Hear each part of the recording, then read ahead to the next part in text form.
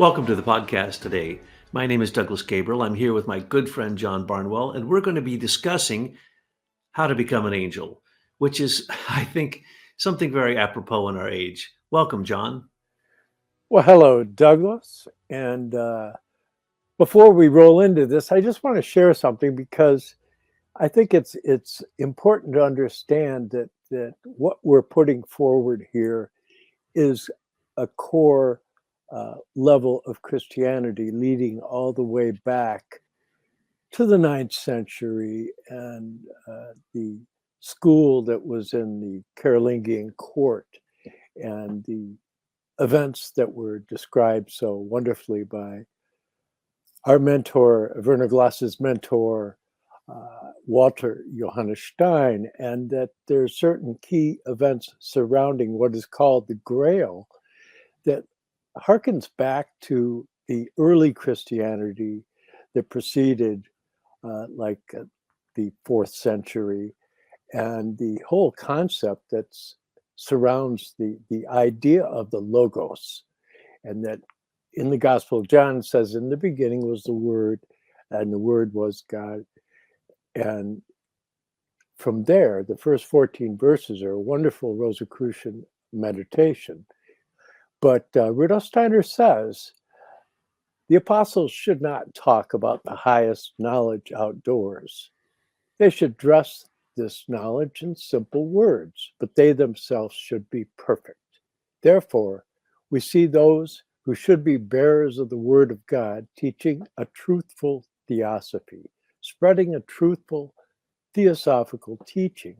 Take and understand the words of Paul, understand the words of Dionysius the Areopagite, and then Johannes Scotus Erugena, who taught in his book De Divisione Naturae, or on the division of nature, the sevenfold nature of the human being, like all theosophists. Then you know that their interpretation of Christianity was identical with that of theosophy. Indeed, in the Carolingian court, it was Pseudo-Dionysius the Areopagite's work that was translated and brought to the Western world and taught the 9 hierarchies. And to teach the 9 hierarchies, you must understand a cosmology, and it's impossible to understand it without realizing Christ is at the core. So what we're talking about today, if we're going to talk about angels, then we need to talk about probably all 9 ranks of the angels with all their different names and the Trinity that's above them, and the fact that we are the 10th hierarchy, but we're not angels yet. But that's what the divine plan says. Even John Barnwell, even Douglas Gabriel is going to turn into an angel if we follow the right path. But what's the right path? And so what we have done here, I want to throw a little background history here of how this new book, How to Become an Angel, Preparing for the 6th and 7th Epoch. And the word epoch is key here. And we're going to come back to that and talk about that and have a good laugh about that. But the question is, why would I write a book about this? Why would we write a book about this? And all I can say is that after all the things that I have written, it came down to, well, I need to take the prophecies of Rudolf Steiner and carry them out in a timeline in the future so that people know what it is that they are to become. Now, as Stephen Covey says in the highly effective habits of, or the 7 habits of highly effective people, you begin with the end in mind. So if you're beginning now on your path, or you're far along in the path, what is it you're aiming for?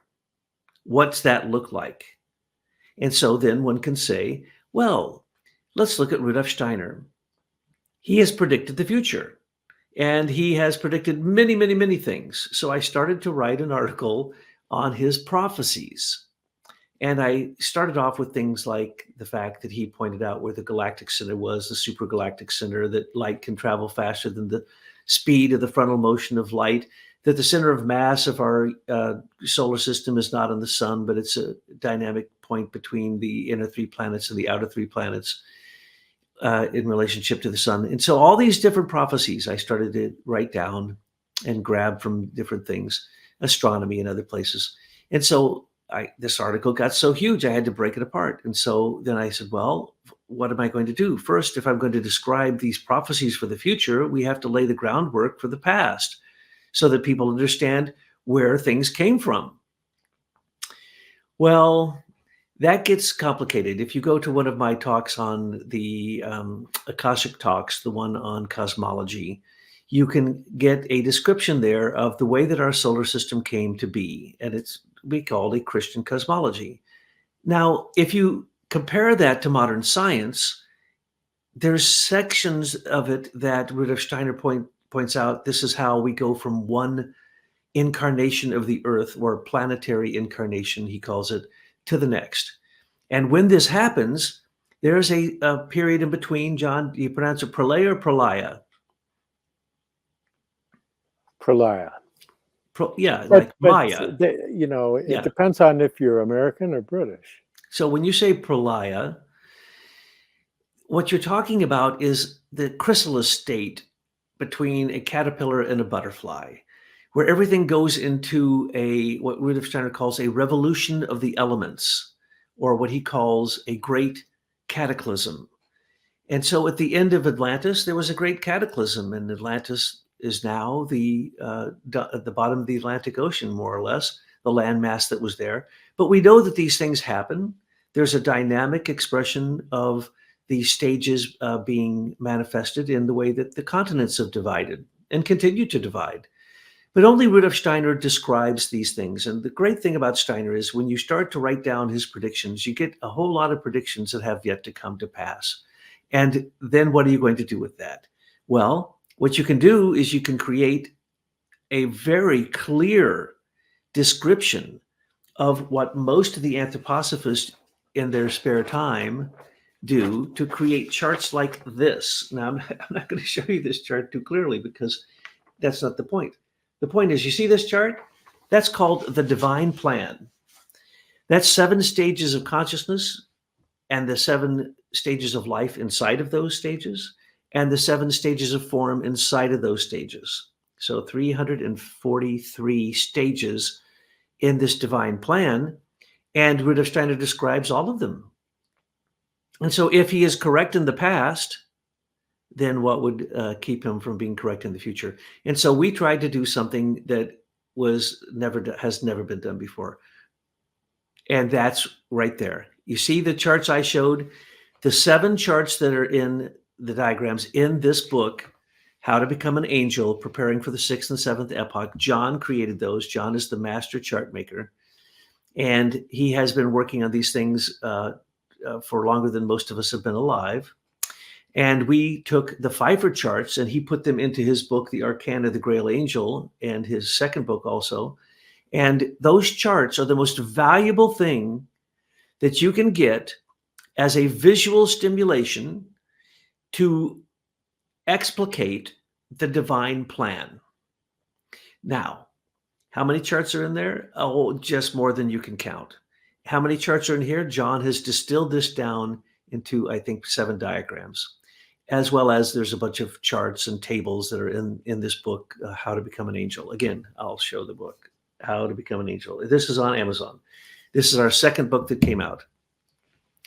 And there's more chart diagrams. Now, these tell you about the different, what Steiner calls incarnations of the earth.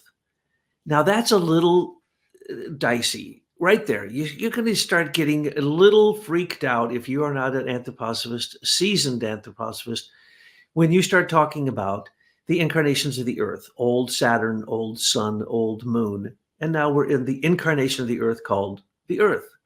But in the future, there's 3 more called Jupiter, or what we call future Jupiter, future Venus, future Vulcan. So there's 7 incarnations of the earth. Okay, now that's further than anybody in astrophysics, anybody in astronomy, anybody in any field of study has ever gone.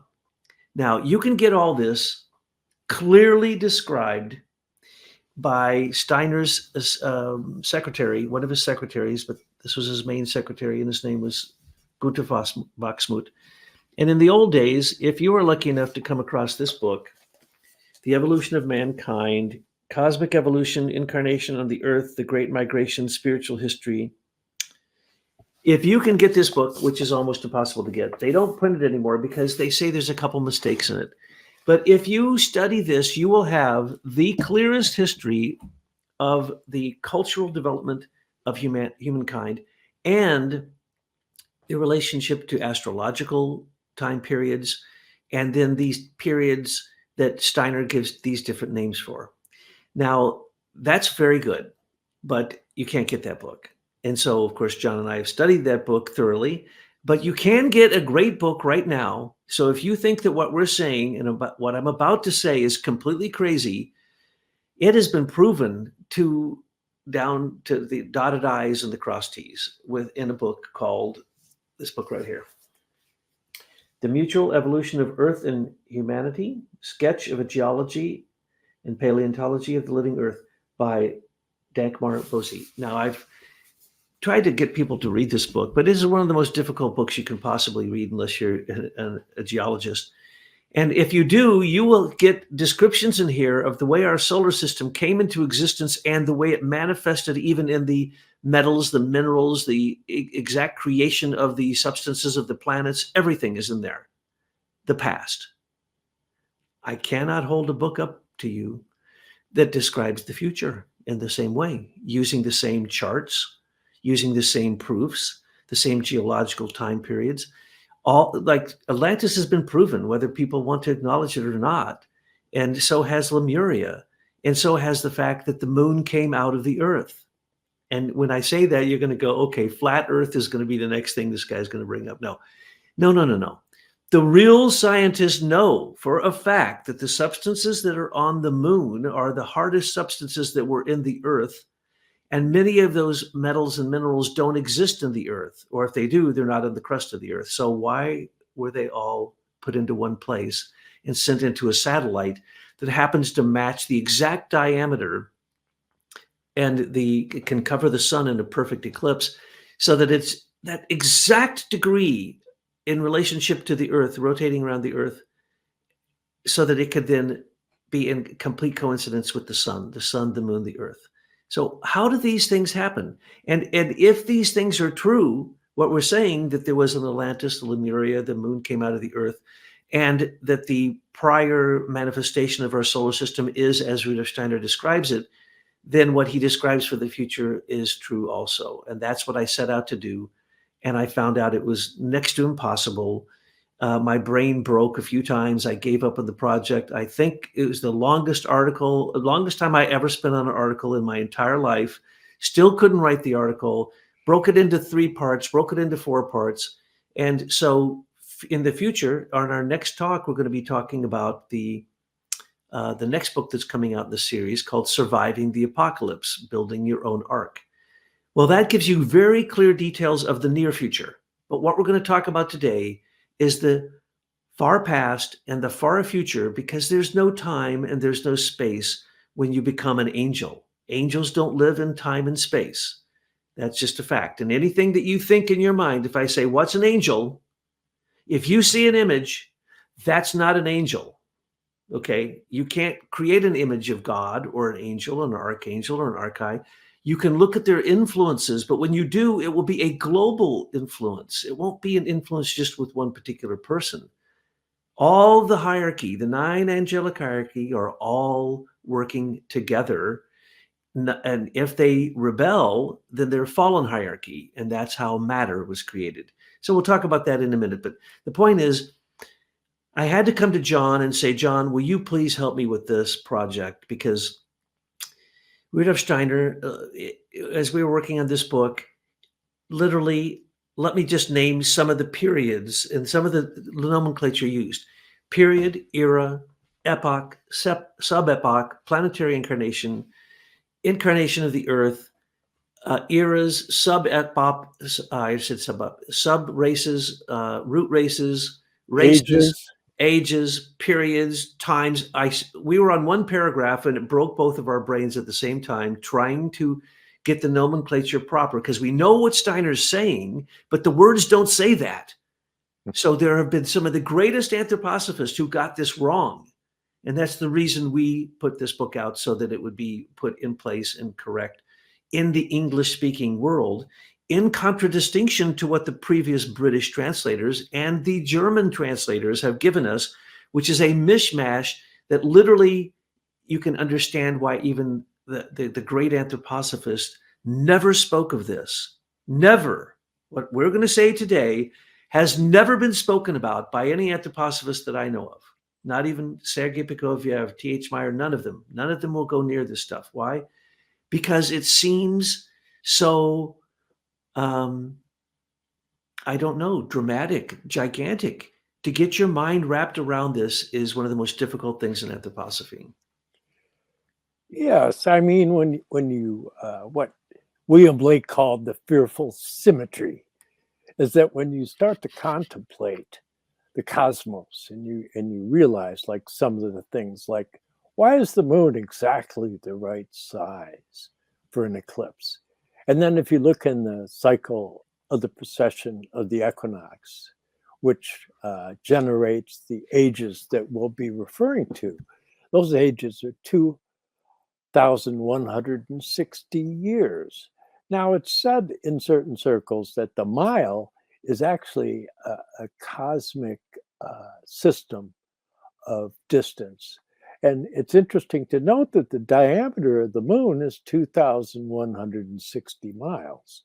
So there's all these coincidences, shall we say, that couldn't have occurred in a random universe. The 28-year cycle of, or 28 day cycle of the moon, and how that finds a correspondence with the roughly 28-year cycle of the outer planet Saturn.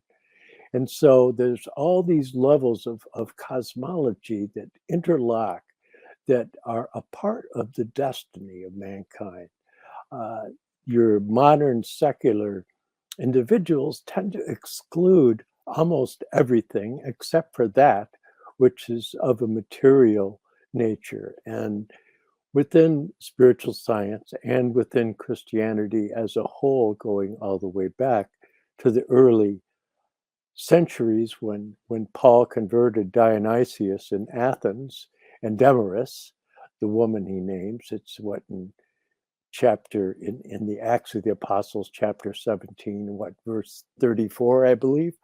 But he became the first bishop of Athens. And in the 6th century, the writings surfaced, and he's sometimes referred to as pseudo Dionysius because it's obviously written in 6th century Greek. But Rudolf Steiner says, well, it was written down then, but this was a tradition going back, and it was the nature of traditions that leaders of the school would take on the name of their predecessor, so that all the leaders of the school, the esoteric Christian school of Dionysius, the school established by Paul, is leading back to that whole idea of the 9 hierarchical beings and how they play into the manifesting and formative aspects of the world in which we live. And if you go back to Johannes Scotus Erigena, John the Scot, he came from the great Christian schools that were in Ireland. It's that Celtic Christianity that got pushed aside by the lawyers of the Roman Church to a large extent. But yet there's this what's called exodus et reditus, and it has to do with the exit and the return.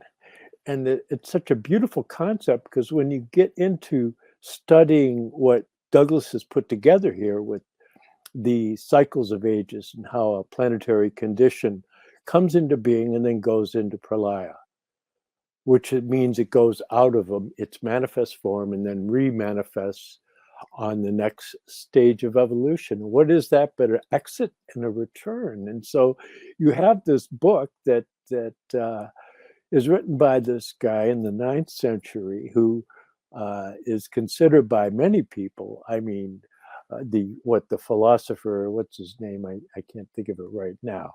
Bertrand Russell, yeah, he said the most astonishing person of the 9th century.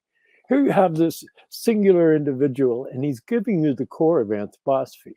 But it's such a difficult read. It's like kind of like reading Fichte or Hegel or any of the other esoteric sources. And so what we try to do is take these types of views and make it easier to understand. And Douglas is really a master of that because he's a master teacher in Waldorf education. And so we hope that we can help you on your journey. So let's start the journey off with the pendulum. Okay, we have a pendulum. I wish I would have brought one. Okay, and the pendulum starts at one point and it goes down, dips down, and then comes up. And then it takes the energy and goes back. And then if you start to, it's very strange. Pendulums do amazing things. I won't go there. But the point is that if you start with the pendulum, it's falling down into matter. And these are the first three incarnations of the earth. And then it reaches the low point. That's the earth. And then it starts up and there's the fifth, sixth, and seventh. And then it's going to basically, the pendulum's not a good image. There are no good images and there's no good charts and there's no good tables. It has to be sense-free thinking. It has to be super sensible perception for you to understand what I'm saying. But if you look at even a plant and the growth of a plant, or as we describe in the book, The Eternal Ethers, if you look at the growth of a caterpillar, especially a monarch into a caterpillar to a monarch, it goes through these cycles of 7. And Rudolf Steiner said these are implicit in the table of elements, in the way, and the types of trees there are, and the types of minerals, metals, everything. Everything's 7. So you have these 7 stages. So we're in the 4th stage. Now, what happened in the first 3 stages? Well, that's when minerals, plants, and animals were created. Who created them? Well, this is when it gets complicated. The Steiner always says, as you know, in ancient Saturn, ancient Sun, and ancient Moon, it was the Karyotes working with the Archai and ancient and then he goes into exactly which of the higher hierarchies and the other lower hierarchies, still higher than us, work together in the ancient period of the first period to create warmth with the Archai working through the direction of the thrones and the wisdom of the Karyotes. So, but what's happening there is those Archai are going to evolve. All the angels and all the 9 ranks evolve through this. So you could stop me at any point and go, well, but wait, you're not being detailed enough to state that the warmth that was created on ancient Saturn now becomes the minerals on Earth after it goes through the 3 stages. And in the 4th stage, during a recapitulation of these 3 previous stages, minerals, plants, and animals came in a new form, like out of a chrysalis, like a butterfly coming out of the chrysalis, in the Earth incarnation. Well, that's only the beginning. And then there's 7 other stages inside of that. The first 2 of those stages, humans, scientists don't understand at all. Polaria, Hyperborea, they're going to go, what are you talking about? And if I describe them to you, you'd go, okay, that sounds kind of crazy. Then there's Lemuria. And then there's Atlantis. As you know, the scientists won't even give credence to the fact that they have proof of Atlantis. They have proof of Lemuria by studying the plants and animals. Where did they come from? They came all from a source that is no longer there. Well, where did the source go? Why is it that ancient civilizations are wiped out completely without any record and we don't have a clue? And when we find a clue, we can't even interpret it. Because that's that dynamic change between a caterpillar and a butterfly and the chrysalis. And in a way, you go through that at each of these stages, sometimes in a major level, sometimes in more of a minor level. But that's what we are now. We are the accumulation of the Archai, the archangels, and the angels laying down for us the mineral, plant, and animal, the basis of their kingdoms. Not as we see it now, because even if you go to ancient Moon, which is the closest one to us, you start to describe that. It was a fluid state. There were no minerals. There was nothing solid. One couldn't even say there was any, if there was nothing solid, then the fluid wasn't really quite what we would call fluid. And what was going on there? You had, in that point, angels experiencing what is called their human stage. Now, what does that mean? It means that they became personally identified with a substance that they used to push up against so that they could awaken themselves and advance. That's why we have minerals, plants, and animals, and why we have evil humans, and also all kinds of other spiritual beings who are good and evil coming into this realm. And we have to balance all of that. So we have going on right now the synchronicity of heterodyned donations, gifts, sacrifices, and fallen substance that have been prepared through 3 previous stages until we got to the 4th stage of Earth. And if you can understand that, and you have it in your brain hasn't gone to sleep or exploded, then we can start to look at 3 future stages, because the next stage, called future Jupiter, is what we call heaven. And Rudolf Steiner points that out. It is literally what Christians call heaven. And he describes it in great detail, how it's created, what it will look like, what will happen to human beings, the judgment of human beings, everything we see in the apocalypse, from the letters to the churches, to the vials of wrath, to the seals, to the trumpets. All of that is described in exact detail by Steiner, and how it's going to look, how it's going to feel for human beings in the future. And so we're going to, in this talk more about that. But first, John, see if you can clean up what it is that I attempted to describe right there. Well, as you know, with the old Saturn, old Sun, and old Moon conditions, that we are human beings, and directly above us are angels, and above the angels are the archangels, and above the archangels are the archi. So all you need to do is go to Douglas's book and go in the back and look at the diagram of the 7 planetary conditions, and you see that the old Saturn condition was when the archi went through their equivalent human stage, what is for us a 4th stage. For them, that was their 4th condition.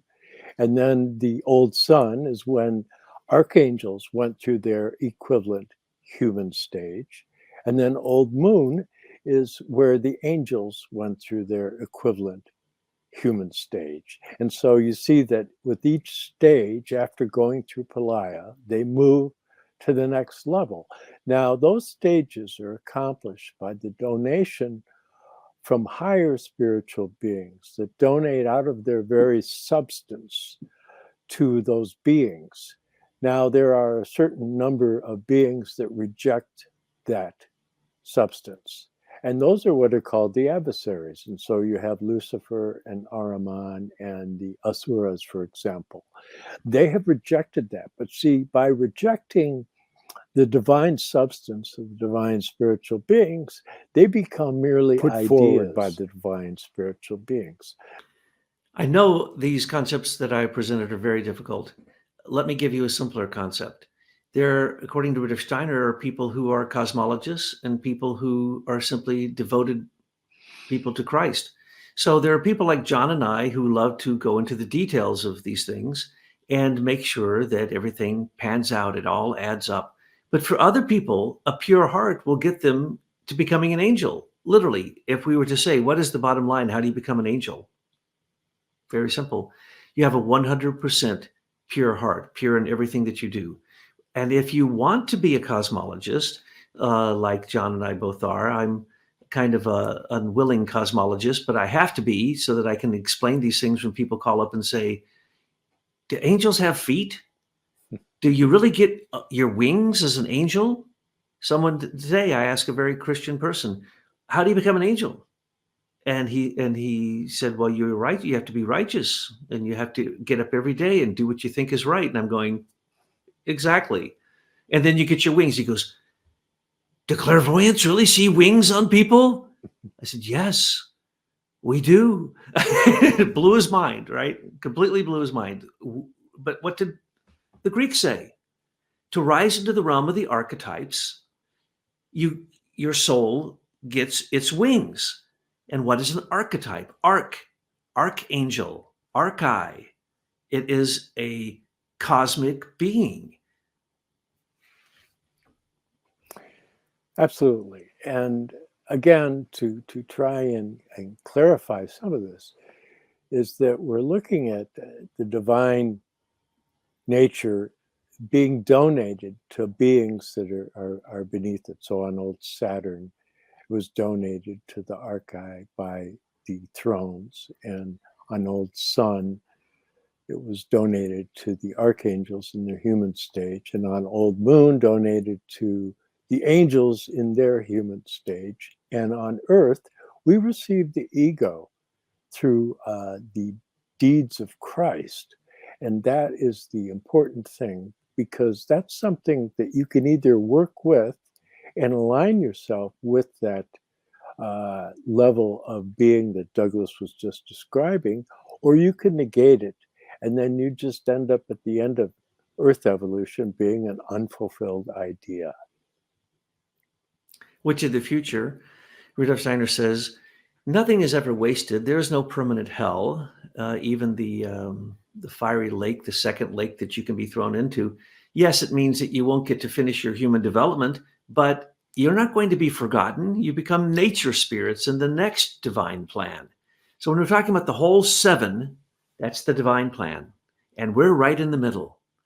And the part that causes evolution and metamorphosis, like between a caterpillar, a chrysalis, and a butterfly, that is that state called pralaya. But what we're aiming for is the next incarnation of the earth when we are angels. We are literally going to become angels. Now, here's the sad news. Not everybody's going to become an angel. This is done out of free will. It's done if you can become selfless enough, like the Holy Grail, to hold the nourishment that gives warmth and light and love and nourishment to everyone that comes to the Grail. Whatever it is that you desire and you need, that's what the Grail gives you. That's what Christ gave when he was working from the realm just above the archi. The archi are the time spirits. Just above them, the spirits of form. Above them, the spirits of motion. Above them, the spirits of wisdom. Above them, the spirits of will. Above them, the spirits of harmony. Above them, the spirits of love. And they all have their names, Greek names. They have descriptive names. Steiner gives all the names and describes them in the best fashion. As a matter of fact, if you take what Steiner has given us through anthroposophy, it is a more comprehensive Christian cosmology than any other that is available. And in fact, prepares you to be able to communicate with these beings. And that's what we're talking about here. How do you become an angel? You learn their language. Steiner calls it the language of the spirit. You learn their divine plan. You learn how things are going to manifest. For instance, the archangels, every 360, between 300, 360 years or so, the archangel, one of the seven ruling archangels, rises up into the realm of the archi, the time spirits, and they become what's called the zeitgeist, the spirit of the times. Right now, ours is the archangel Michael, who's the archi Michael right now from 1879 into our period. And for 300 or so, 360 years, he brings his quality, and he's the quality of the sun. So each archangel has the quality of a planet. Well, Christ, working from the Elohim and the seven leading Elohim, who each controls one of the seven planets. The sun is called a planet, kind of, in this system.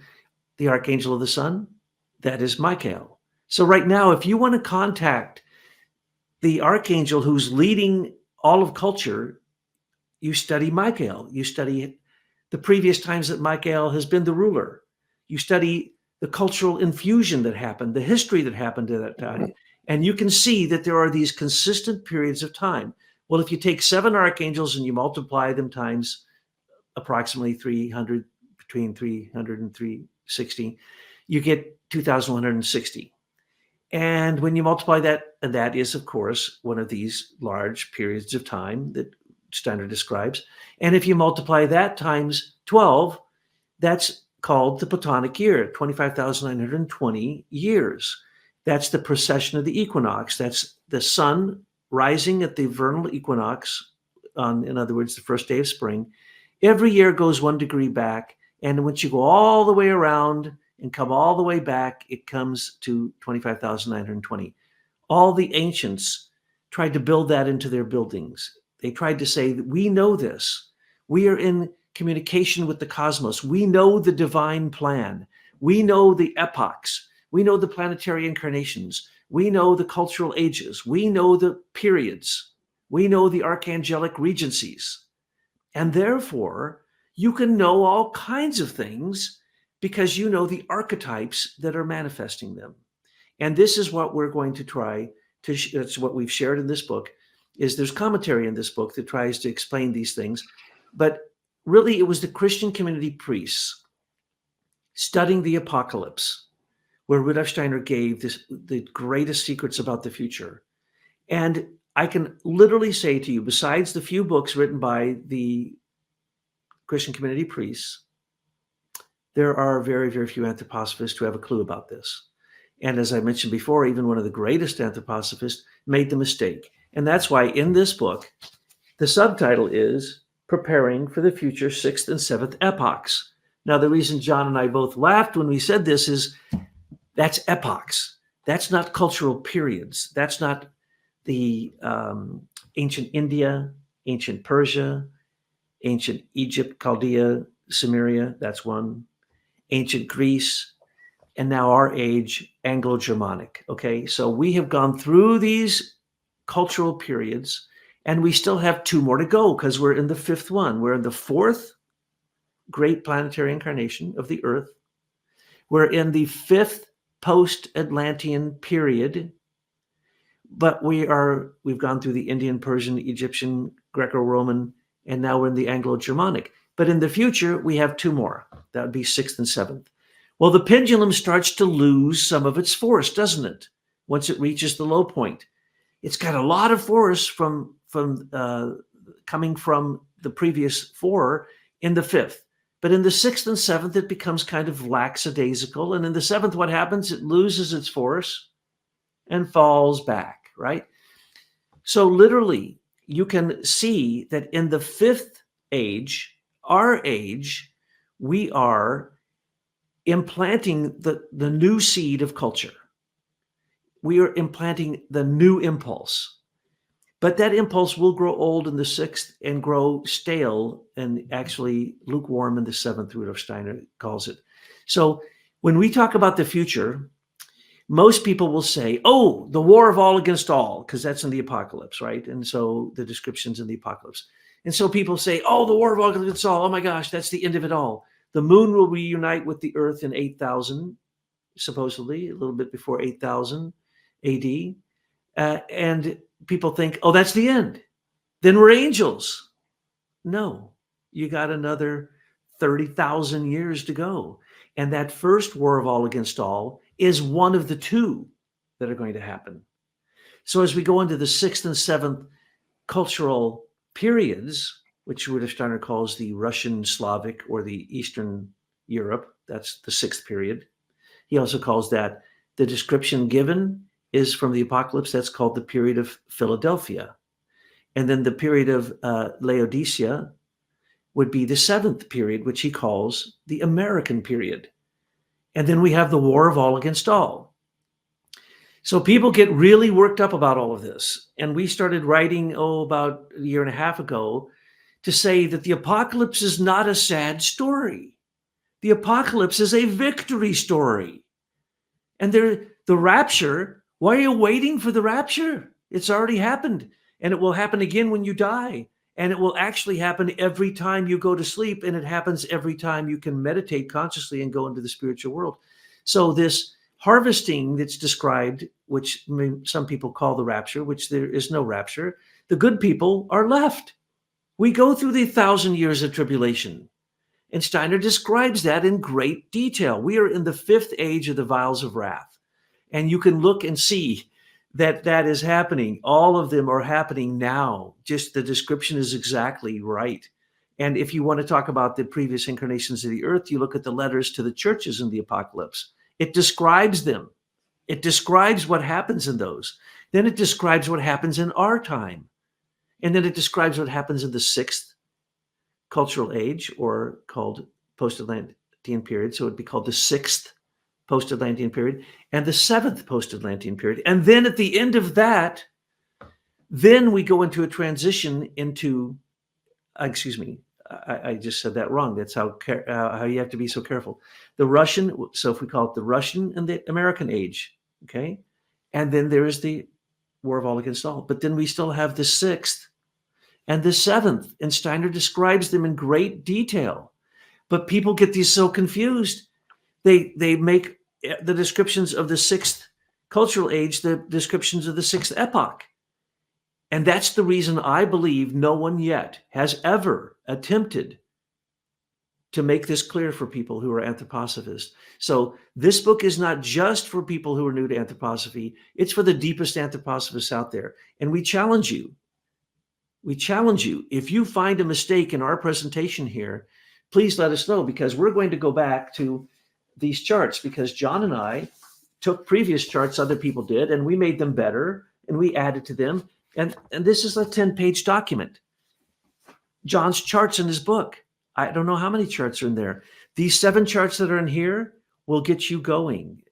There are 7 principal diagrams that will actually, if you meditate on these, will take you out of the sense perceptible world. And most of our thoughts come from words that are derived from labeling the sense perceptible world. But if you can get into supersensible perception, you can project these ideas in your mind into the future, and you can start to absorb them yourself. And that gets really dicey. I think I'll save that till next time. But how is it that you can literally communicate with your guardian angel? And who is that guardian angel?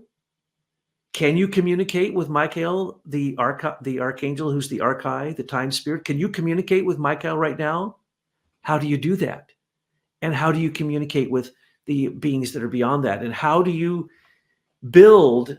Steiner gives you exact descriptions of everything that you do, from breathing to your heartbeat, to the food you digest, to the words you speak, to the thoughts you have.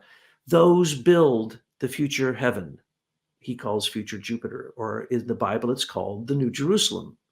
And the descriptions are exact. So as a person who studied this pretty much all my life, I can tell you that until Rudolf Steiner's descriptions, finally, it sunk into me. It only took 40 years, but they finally sunk into me. And I finally said, oh, I think he means this.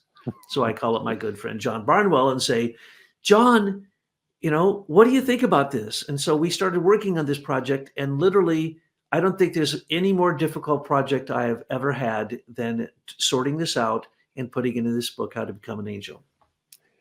Yeah, see, what you have to do is you have to grapple with the concepts of time and of space. And the mystery of space is a 12-fold mystery. So that's your zodiac, just as a cube has 12 edges. Now, the mystery of time is 7-fold. So you'll see, even in the stages of metamorphosis of a butterfly, there's 7 stages. It gets to, and it's fascinating because really, you wouldn't think it would get where it did, because if you look at a caterpillar and it goes into this state, and then there's what's called the imago. Okay, it's just a word they give to something happens, and all of a sudden this thing goes into basically kind of a viscous fluid state. And then when it comes out of the fluid state, it looks like a butterfly, and it breaks out of the cocoon. So there's really nothing there to give you a clue to understand this metamorphosis. And it's really key understanding that word metamorphosis, because that really connects Rudolf Steiner to the work of the author of Faust, Johann Wolfgang von Goethe. But if you're getting into understanding this cycle of 25,920, it's a human cycle. So on average, you take 25,920 breaths in a day. Your pulse beat is 72. The precession of the equinox moves 1 degree of the 360-degree zodiac every 72 years. So it's expressed all over the place. And so when you go to these ages that we're talking about, which Rudolf Steiner designates them as the post-Atlantean period. So you have the sinking of Atlantis, and then you have the beginning of the age of Cancer in 7,227 BC, right? And it goes for 2,160 years. And then it goes to the Persian period, and then the Egypto-Chaldean, and then the Greco-Roman, and then into our current period of time where we have the consciousness soul. Now, these 2,160-year cycles, to try and sort that out and separate that from what are called epochs. Okay, so the Atlantean period, that's an epoch. The post-Atlantean period, of which we're in the 5th stage of, that is the post-Atlantean epoch. And that goes from 7,227 BC to 38,134 AD. So if you can make sense of these great cycles, you can come to a deeper understanding of the esoteric Christianity that's put forward by Rudolf Steiner. And so I salute Douglas. Truly, we literally have spent a lifetime trying to sort these details out, because when you get the books, the translators are not consistent amongst each other as to which term they use for any particular thing. So they start calling periods epochs, and you think that they're talking about the roughly 15,000 year cycle. And no, they're talking about the 2,160 year cycle. So it's really easy to get confused. So I have a great deal of compassion for people that try to approach this material. Yes, and here's another one. Okay, and it's just as accurate as the other one, and yet they're not going to describe one single thing on it because they can't.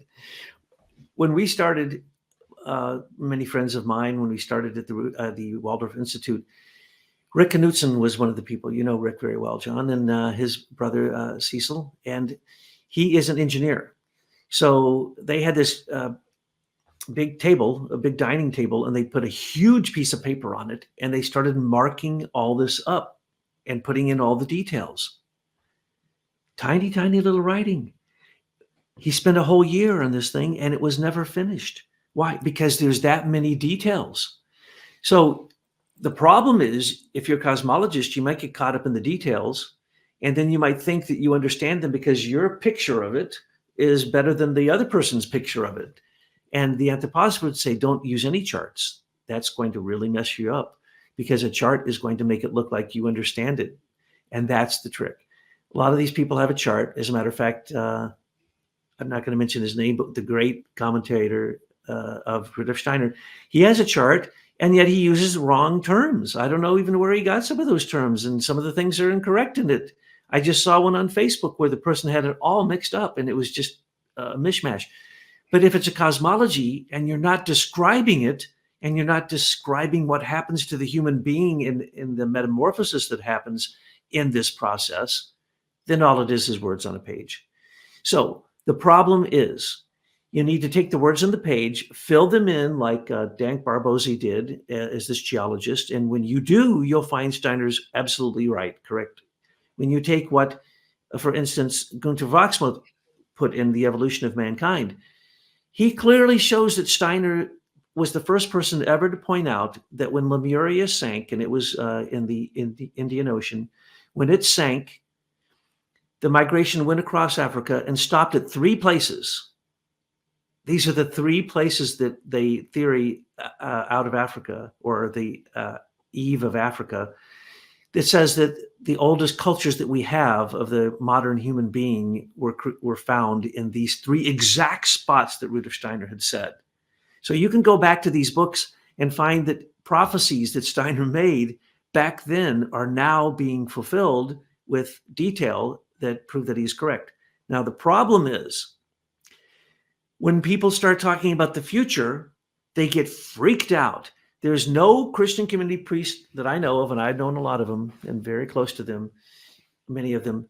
Never once will they speak about how to become an angel.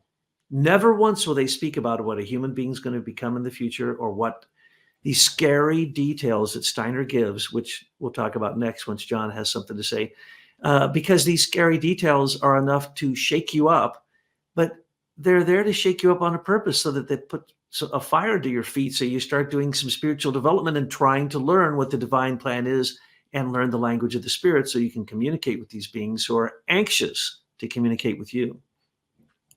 Yeah, Rudolf Steiner described his really central work, the outline of esoteric science or occult science, or it's been published under various names. But he said that this is the Christ language. This is the language that one needs to learn to be able to commune with the divine spiritual beings, because this is basically the loom of creation. This is the warp and woof of the time and space continuum that we're unfolding within, and there's footprints of it all over the place. I mean, I remember with Christopher Strunk, we were discussing a particular island in between the Indian Ocean and the Pacific Ocean, and we went and looked at the flag, and on the flag it says Lemuria, and it's part of the British Commonwealth. So these things are known more widely than one would suspect, but there's certain circles of people that think that they want to keep it private. They don't want you to know. Well, we'd like to let you know that if you want to find out, it's available. And there's a great many videos of Rudolf Steiner's books available, of course, on YouTube. And that's wonderful, but it's such a huge body of work, and that's only a partial display of his work, of part of what's been translated into English. That's some 350 plus volumes of material. And so what we try to do is help people be able to find their way through this really just incredible palette of creativity, but keeping in mind that Rudolf Steiner once said that if one overly concerns oneself with the wisdom aspect of it, that they miss out on the beauty aspect of it, and that they're not building their etheric body for the future if they're not concerning themselves with beauty, so that it's important to participate artistically in this, that this should be approached in an artistic way. And it's nice to include that art, whether it be painting, sculpture, music, dance, what have you. These beautiful things that we can add to the world around us to make the world a better place. So true. Well said. And we have a book that is now up on Amazon called Surviving the Apocalypse, as I mentioned before. It is how to get through the immediate times. And, oh, there you go. There's a picture of it. Surviving the Apocalypse, Creating Your Ark. And we've been discussing this for years, and we put out many, many things on it. But the point is, that's kind of in the near future. So if you're a bit fearful of getting through what seems to be the tribulation and the vials of wrath that we are in, we absolutely are in the vials of wrath, then you need to take a look at that book, and that'll give you some comfort. But then you need to look further on. If you look further on, you're going to see that there's a bifurcation of humanity. There's going to be a good humanity and a bad humanity. In the future, whenever you incarnate, all of your good and bad deeds will be written on your face and with your own physiognomy. So you can look at a person in, let's just say, next incarnation or the incarnation after that, they won't have to speak for them to let you know whether they're good or evil. It will be written on their face. And there will be vehicles that will be so turned to evil that there'll be very few for the people who Steiner calls the remnant, or those that some would call the raptured, or those who are harvested in the description in the Apocalypse.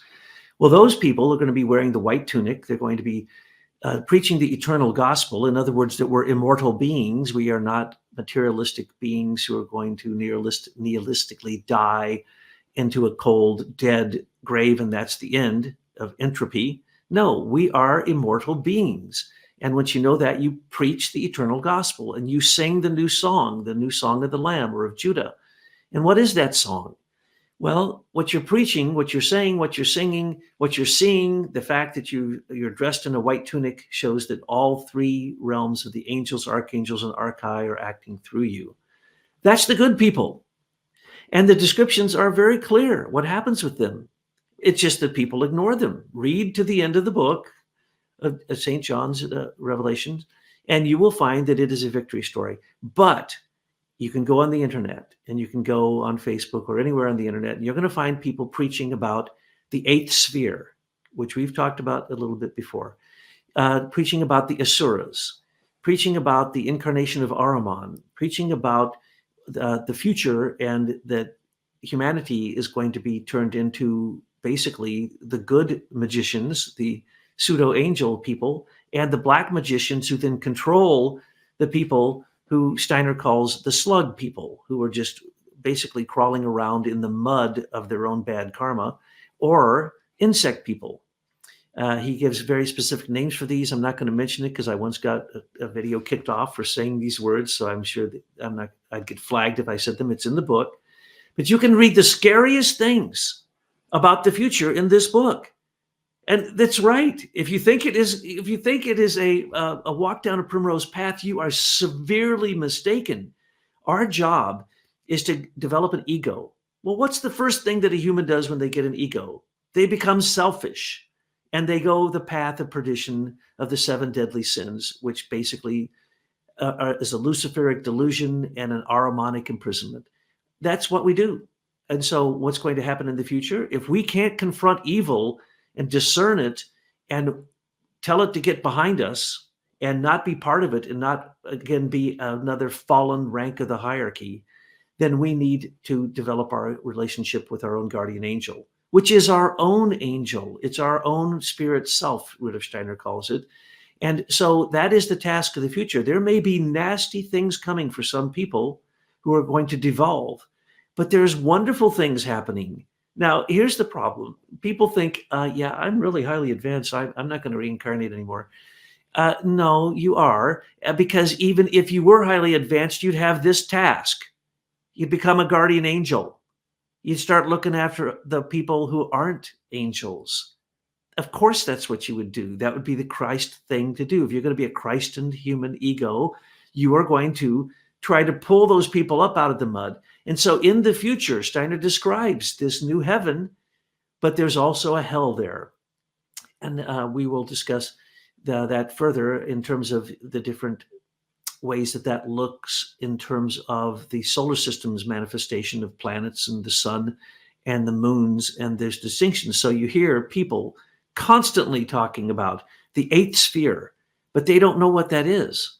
The eighth sphere is the slag of the Earth incarnation that isn't going to make it. It's not going to evolve. It's basically going to be the throwaway trash of the Earth, which is what so many people who are evil on the Earth want to do, is turn the Earth into a big trash can. And then they think they're going to leave it and either go to another planet, or even the spiritual people, spiritual materialists, think, I'm going to become an angel. I'm getting out of here. No, we are going to take everything and redeem it, even the demons and the devils and all negativity. It is up to us in the future, not now, but in the future, to redeem evil and to turn it into the new Eden called New Jerusalem, or as Steiner calls it, Shambhala. He has many other names for it. So our job is simply to be pure of heart, to open our eyes, our ears, and our heart and our actions to the spiritual world, and become the eyes, ears, hands, and heart of the divine on the earth. And as we do that, then angels start to communicate with us and we communicate with them. And what will they tell us? Exactly what you're going to find in this book. That because Steiner he wasn't limited by space and time. He was one of those amazing, extraordinary beings that could see the future. Rudolf Steiner makes reference to, he says, even higher mystery than Rosicrucianism is Manichaeism. And that's the redemption of evil through mildness. And that's a difficult lesson to learn. But we always have to keep in mind that the translation of the word gospel. What does gospel mean? It means good news.